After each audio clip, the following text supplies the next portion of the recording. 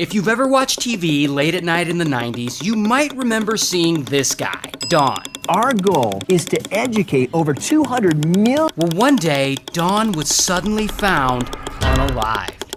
Why?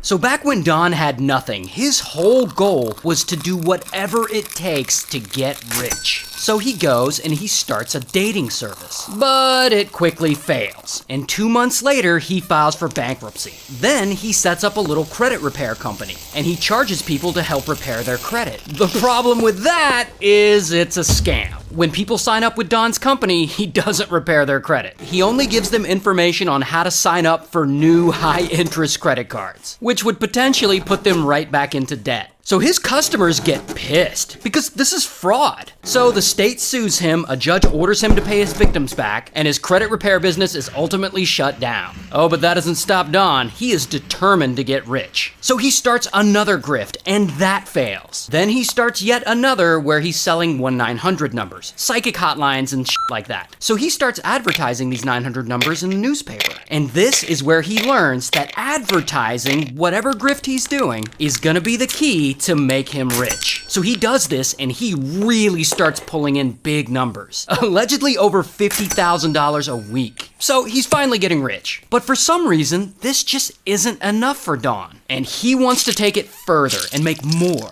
And that is when he gets into the world of late night infomercials. And in these infomercials, Don always makes himself the star, and he starts off by selling those same 1-900 numbers. Another way to make unheard of amounts of money is by getting your own 1-900 line. But then he starts branching out into selling other garbage. But where he really gets traction is when he starts peddling people bullshit advice on how to get rich. Basically, he's selling get-rich-quick schemes. And this grift is definitely shady, but it's technically not illegal, so it really works for him. And he starts running these late-night infomercials all the time, like every night of the week. And soon, he's selling his get-rich-quick schemes to hundreds of thousands of people. And suddenly, just like that, he and his business are allegedly worth over $40 million. Dude is killing it. And by this point, he's a household name. He even gets parodied on SNL, played by a young David Spade. Hi, I'm Don Lepre, and I have a question for you. And this success continues for years. And Don just keeps spending money and he keeps trying to expand his businesses. But over time, it slowly stops working like it used to.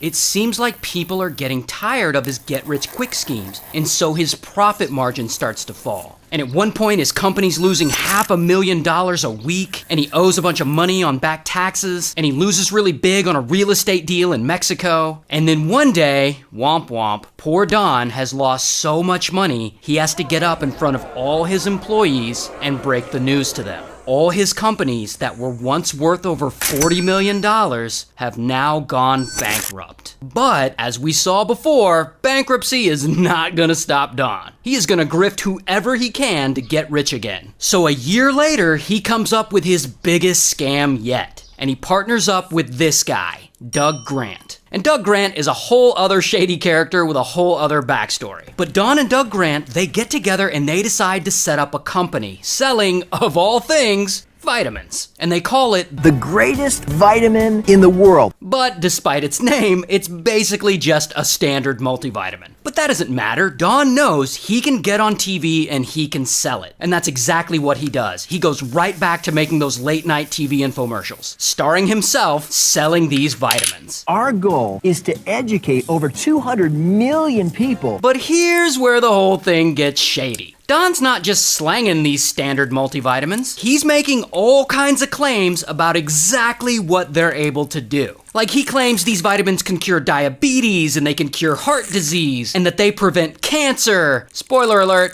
they don't. And not only are they making false claims, but Don and Doug Grant turn the whole thing into a pyramid scheme because they start recruiting people to resell the vitamins for them, promising them huge commissions and that they'll all be rich and they can own their own business and all they have to do is pay several $100s up front to get started. Classic MLM nonsense. But over time, the pyramid in their pyramid scheme actually gets huge. From their infomercials, they recruit over 220,000 people to help resell these bullshit multivitamins. And this goes on for several years. And allegedly, Don and Doug Grant's company brings in over $52 million from doing this. So all this success and all this attention, this ends up going great for them. Until eventually the FDA catches on to the claims that Don and Doug Grant are making about these vitamins. And they don't like it. So they issue them several formal warnings to stop saying your vitamins do all this stuff that they don't really do. But Don and Doug Grant, they don't stop. They just keep on running these infomercials and they keep selling. So after years of FDA warnings and customer complaints, Don's cons finally catch up to him because their business gets raided. And eventually all their vitamin websites are taken down and their greatest vitamin in the world business ends up getting dissolved. And ultimately there's a 4-year-long investigation into Don's shady business model. And during this time, his business partner, Doug Grant, he actually goes to prison for unaliving his wife. So that's fun. But after all these investigations and all the evidence they have against him, Don knows he's going down for this vitamin scheme and that he'll likely spend a lot of time in prison. So one day, he just vanishes. Just doesn't show up to his court date. He basically says F it and he goes on the run from the law. But unfortunately for him, about a day later, they find him hiding out in a local gym. So that didn't work. So they arrest Don and they throw him in jail and he has to wait there until his trial starts. So there he is. He's facing 41 counts of fraud and he's potentially looking at 25 years in prison if he gets convicted. And this scares the hell out of him. So one morning, 2 days before his trial, Don, he takes a razor blade and he unalives himself right there in his jail cell.